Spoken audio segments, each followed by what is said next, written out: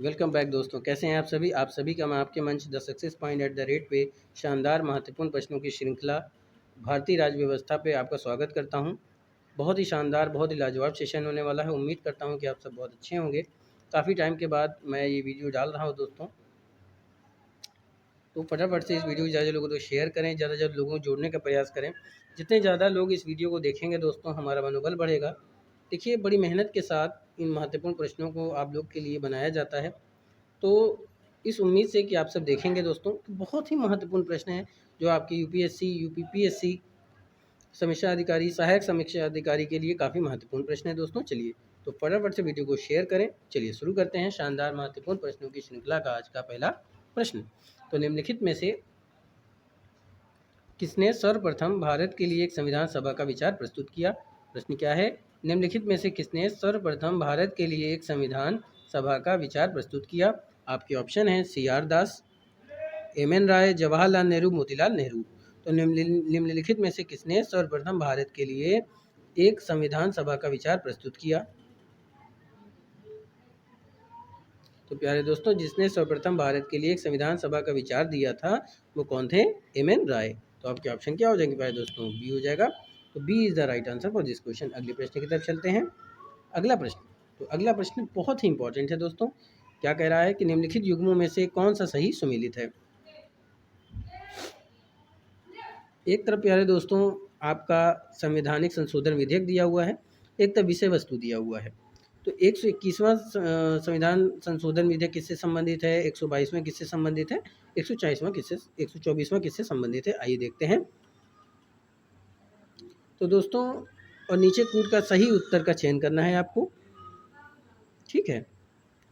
तो चलिए शुरू करते हैं। कमेंट में भी करते जाइएगा। तो 121वां संविधान 121वां संविधान संशोधन विधेयक किससे संबंधित है? तो दोस्तों, जो संविधान संशोधन विधेयक है 121वां, सर्वोच्च न्यायालय, उच्च न्यायालय के न्यायाधीशों की नियुक्ति, ठीक है, नियुक्ति तथा उच्च न्यायालय के न्यायाधीशों के स्थानांतरण से संबंधित संविधान के प्रावधानों में संशोधन करता है, ठीक है।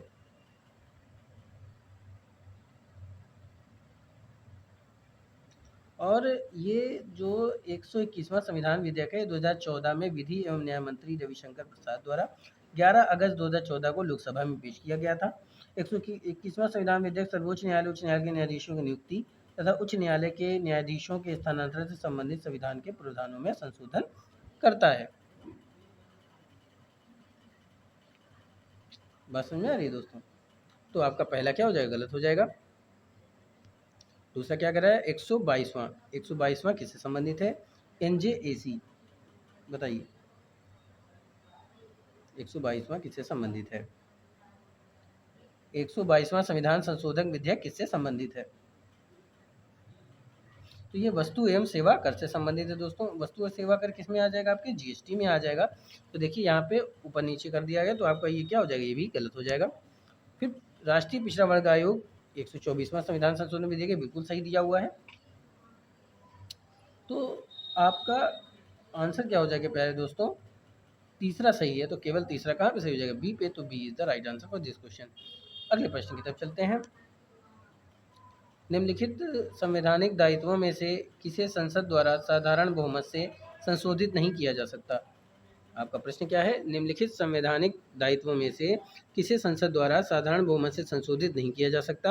आपके ऑप्शन है 5वीं अनुसूची के क्षेत्र, 6वीं अनुसूची के क्षेत्र, नागरिकता के अर्जन के प्रावधान, राज्य के नीति के निर्देशक तत्व। तो निम्नलिखित संवैधानिक दायित्वों में से किसे संसद द्वारा साधारण बहुमत से संशोधित नहीं किया जा सकता? वो हो जाएगा पहले दोस्तों राज्य के नीति के निर्देशक तत्व। तो आपके ऑप्शन क्या हो जाएंगे? डी।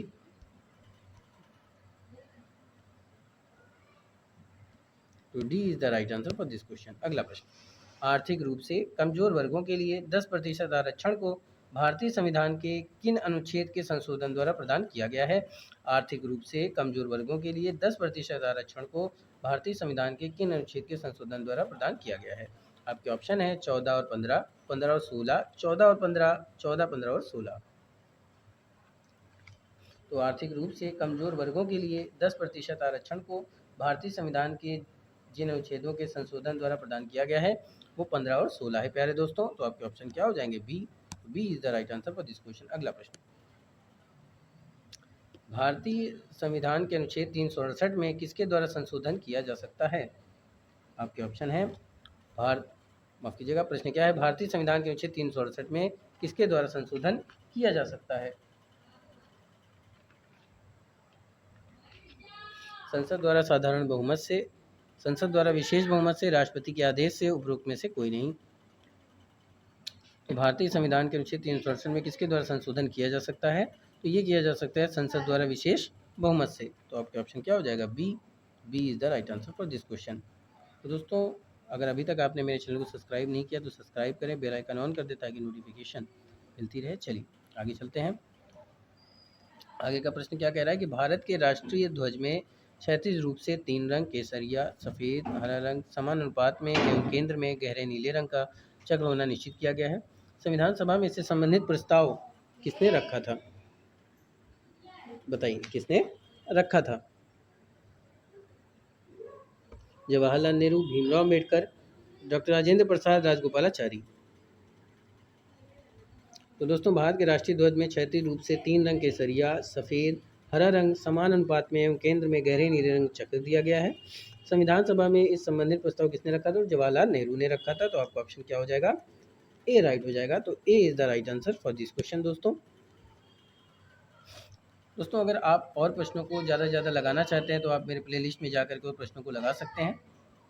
जितना ज़्यादा प्रश्नों को लगाएंगे आप अपने लक्ष्यों के करीब पहुंचते जाएंगे। चलिए आगे चलते हैं। आपका आगे का प्रश्न क्या है? प्रोटेम टर्म स्पीकर का कर्तव्य होता है स्पीकर की अनुपस्थिति में सदन की कार्यवाही का संचालन करना, सदस्यों को शपथ दिलाना, स्थानापन्न रूप से स्पीकर का कार्य करना जब स्पीकर के चुनाव की संभावना न हो, केवल सदस्यों के चयन प्रमाण पत्रों को अच्छे करना की वह सही है। तो दोस्तों नव निर्वाचित सदन में लोकसभा अध्यक्ष के चुनाव से पूर्व सदन के सामान्यतः सर्वाधिक वरिष्ठ सदस्य को प्रोटेम स्पीकर के रूप में चुना जाता है, जो कि नव निर्वाचित सदस्यों को शपथ दिलाता है तथा स्पीकर की चुनाव द्वारा सदन की अध्यक्षता करता है। तो आपके ऑप्शन क्या हो जाएंगे? B is the right answer for this question. क्या हो जाएगा पहले दोस्तों? B is the right answer for this question. अगला प्रश्न, लोकसभा अध्यक्ष अपने कास्टिंग वोट का प्रयोग केवल करते हैं वर्तमान सरकार को बचाने के लिए, संविधान में संशोधन के मामले में, आपातकाल के मामले में, जब वोट बराबर होने के नाते टाई हो। लोकसभा अध्यक्ष अपने कास्टिंग वोट का प्रयोग कब करते हैं? वर्तमान सरकार को बचाने के लिए, संविधान में संशोधन के मामले में, आपातकाल के मामले में, जब वोट बराबर होने के नाते टाई हो। तो अनुच्छेद 100 की बात करें तो अनुच्छेद 100 के तहत लोकसभा अध्यक्ष अपने कास्टिंग वोट का प्रयोग केवल तब करते हैं जब किसी विषय के संदर्भ में हुए मतदान में सत्ता पक्ष एवं विपक्ष दोनों के वोट बराबर होने के नाते टाई की स्थिति में हो। परंतु अनुच्छेद 96(2) के तहत वह उसे पद से हटाने के प्रस्ताव पर प्रमुखता मत देने का हकदार है, किंतु मत बराबर रहने की दशा में मत देने का हकदार नहीं है। तो आपका ऑप्शन क्या हो जाएगा? तब करता है जब वोट बराबर होने के नाते टाई हो। तो आपके ऑप्शन क्या हो जाएंगे? D is the right answer for this question. अगले प्रश्न की तरफ चलते हैं। अगला प्रश्न क्या है? भारत के संचित निधि से धन निर्गत पर किसका नियंत्रण है? नियंत्रक एवं महालेखा परीक्षक का, भारत के वित्त मंत्री, अधिकृत मंत्री या उपर्युक्त में से किसी का नहीं। भारत के संचित निधि से धन निर्गत पर किसका नियंत्रण है? तो दोस्तों भारत की संचित निधि से धन निर्गत पर किसका नियंत्रण है? भारतीय संविधान के अनुच्छेद 266 के अनुसार भारत की संचित निधि भारत सरकार को प्राप्त सभी राजस्व उस सरकार द्वारा राजहुंडियाँ निर्गमित करके उधार द्वारा या अग्रिम अर्धोपाय द्वारा लिए गए सभी उधारों के प्रति संदाय में उस सरकार को प्राप्त सभी धनराशियों से मिलकर बनती है। यह संसद के निर्धारण है, मतलब ये संसद के अंतर्गत आता है। तो आंसर में से कोई मैच नहीं कर रहा, तो क्या हो जाएगा? उपर्युक्त में से किसी का नहीं। तो ये क्या हो जाएगा? डी राइट हो जाएगा। तो D is the right answer for this question. अगला प्रश्न, लोकसभा का सचिवालय सीधे नियंत्रित होता है? आपका ऑप्शन है केंद्रीय गृह मंत्रालय, संसदीय मामलों के मंत्रालयों, प्रधानमंत्री द्वारा या लोकसभा के अध्यक्ष के द्वारा। लोकसभा का सचिवालय सीधे नियंत्रित होता है तो लोकसभा का सचिवालय लोकसभा अध्यक्ष के निर्देश एवं नियंत्रण में कार्य करता है। तो आपका ऑप्शन क्या हो जाएगा? लोकसभा के अध्यक्ष के द्वारा। तो आपका ऑप्शन क्या हो जाएगा? डी। तो D is the right answer for this question. अगला प्रश्न, लेखा अनुदान संघ सरकार को अनुमति प्रदान करता है? लेखा अनुदान संघ सरकार को अनुमति प्रदान करता है। ठीक है, लेखा अनुदान की बात की जा रही है प्यारे दोस्तों। तो लेखा अनुदान संघ सरकार को अनुमति प्रदान करता है निश्चित अवधि के लिए भारतीय संचित निधि से धन निकालने के लिए। तो आपका ऑप्शन क्या हो जाएगा? डी। तो D is the right answer for this question. और ये है एक्ट 116 यानी अनुच्छेद 116 के अंतर्गत लेखा अनुदान संघ सरकार को अनुमति प्रदान करता है। अगला प्रश्न, आर्थिक सर्वेक्षण प्रतिवर्ष संसद में प्रस्तुत किया जाता है? आपके ऑप्शन क्या है? आर्थिक सर्वेक्षण प्रतिवर्ष संसद में प्रस्तुत किया जाता है। ऑप्शन है आगामी वर्ष के बजट के प्रस्तुतिकरण के पहले, आगामी वर्ष के बजट के प्रस्तुतिकरण के बाद, वित्त विधेयक प्रस्तुतिकरण के बाद और उस बजट के प्रस्तुतिकरण से कोई संबंध नहीं होता। तो आर्थिक सर्वेक्षण प्रतिवर्ष संसद में प्रस्तुत किया जाता है आगामी वर्ष के बजट के प्रस्तुतिकरण के पहले। तो आपके ऑप्शन क्या हो जाएंगे? ए। तो A is the right answer for this question. अगला प्रश्न, बजट पर संसद के नियंत्रण के विषय में निम्नलिखित में से कौन सी बात सही है? प्रश्न क्या है? बजट पर संसद के नियंत्रण के विषय में निम्नलिखित में से कौन सा बात सही नहीं है? ऑप्शन क्या है? बजट के निर्माण में संसद का कोई हाथ नहीं होता, संसद को समेकित निधि पर प्रभारित व्यय को बढ़ाने की शक्ति प्राप्त है, संसद को राष्ट्रपति की सिफारिश के बिना कोई कर आरोपित करने की शक्ति प्राप्त नहीं है, संसद को राष्ट्रपति की सिफारिश के बिना किसी कर में वृद्धि करने की शक्ति प्राप्त नहीं है। तो बजट पर संसद के नियंत्रण के विषय में निम्नलिखित में से कौन सी बात सही नहीं है? तो ऑप्शन हो जाएगा संसद को समेकित निधि पर प्रभारित व्यय को बढ़ाने की शक्ति प्राप्त है। ऑप्शन क्या हो जाएंगे? बी। तो B is the right answer for this question. अगला प्रश्न, निम्नलिखित करों में से किसके अंतर्गत व्यक्ति द्वारा देय पूर्ण धनराशि संविधान द्वारा सीमित कर दी गई है? आपके ऑप्शन है निगम कर, संपदा शुल्क यानी मरणोपरांत, उपराधिकार शुल्क, व्यापार व्यवसाय एवं वित्तीय कर। निम्नलिखित करों में से किसके अंतर्गत व्यक्ति द्वारा देय पूर्व धनराशि संविधान द्वारा सीमित कर दी गई है? तो ये की गई है प्यारे दोस्तों व्यापार व्यवसाय एवं वित्तीय कर द्वारा। तो D is the right answer for this question. अनुच्छेद 276(2) के तहत राज्य को व्यक्ति द्वारा वित्तीयों, व्यापारों, आजीविकाओं और नियोजनों पर करों के रूप में संदेय कुल रकम 2500 रुपये प्रतिवर्ष की बात की गई है। तो D is the right answer for this question. अगला प्रश्न, भारतीय संविधान का कौन सा अनुच्छेद संसद को अंतर्राष्ट्रीय समझौते को लागू करने के लिए विधि निर्माण करने की शक्ति प्रदान करता है? ओके, ऑप्शन क्या है? भारतीय संविधान का कौन सा अनुच्छेद है जो संसद को अंतर्राष्ट्रीय समझौते को लागू करने के लिए विधि निर्माण करने की शक्ति प्रदान करता है? बात समझ में आ रही है? तो एक बार फिर से प्रश्न सुन लेते हैं। भारतीय संविधान का कौन सा अनुच्छेद है जो संसद को अंतर्राष्ट्रीय समझौते को लागू करने के लिए विधि निर्माण करने की शक्ति प्रदान करता है? भारतीय संविधान का कौन सा अनुच्छेद संसद को अंतर्राष्ट्रीय समझौते को लागू करने के लिए विधि निर्माण करने की शक्ति प्रदान करता है? तो ये है प्यारे दोस्तों अनुच्छेद 249, 250, 252, 253, ये हो जाएगा 253। तो D is the right answer for this question. अगला प्रश्न, केंद्रीय प्रशासनिक अधिकरण के विषय में कौन सी बात सत्य नहीं है? ऑप्शन है संविधान का अनुच्छेद 223 गा संसद को प्रशासनिक प्राधिकरण की स्थापना की शक्ति देता है, यह एक बहुसदस्यीय निकाय है जिसके अध्यक्ष, उपाध्यक्ष व सदस्यों की नियुक्ति राष्ट्रपति करता है, या केंद्रीय सरकार से जुड़े कर्मचारियों की भर्ती व सेवा शर्तों से जुड़े मामले देखते हैं। इसकी प्रधान पीठ दिल्ली में है और कुल 17 पीठ वर्तमान में कार्यरत हैं। तो केवल पहला और दूसरा, केवल दूसरा और तीसरा, केवल तीसरा और चौथा, केवल तीसरा और चौथा।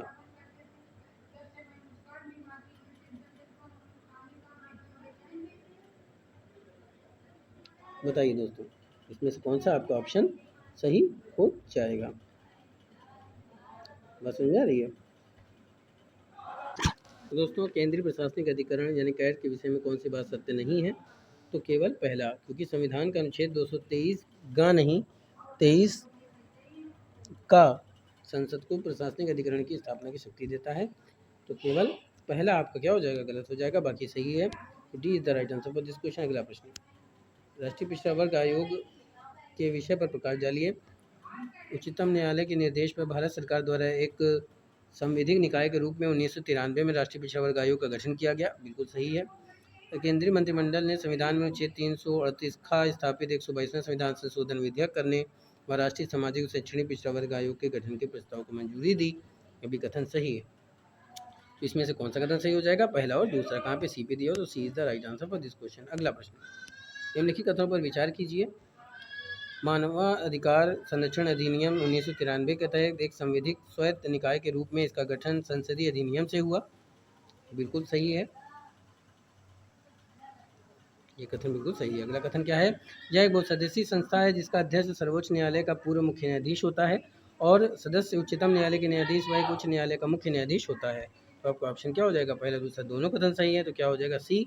सी is the right answer for this question. अगला प्रश्न, निम्नलिखित को सुमेलित कीजिए। निम्नलिखित को सुमेलित करना है आपको। लोक लेखा समिति एक तरफ दिया हुआ है, दूसरी तरफ समिति से मिला मैच करना है दोस्तों। दोस्तों लोक लेखा समिति का संबंध किससे है, लोक लेखा समिति का संबंध है आपके वित्त समिति से। किससे, वित्त समिति से। याचिका समिति का संबंध है कार्यकारी समिति से।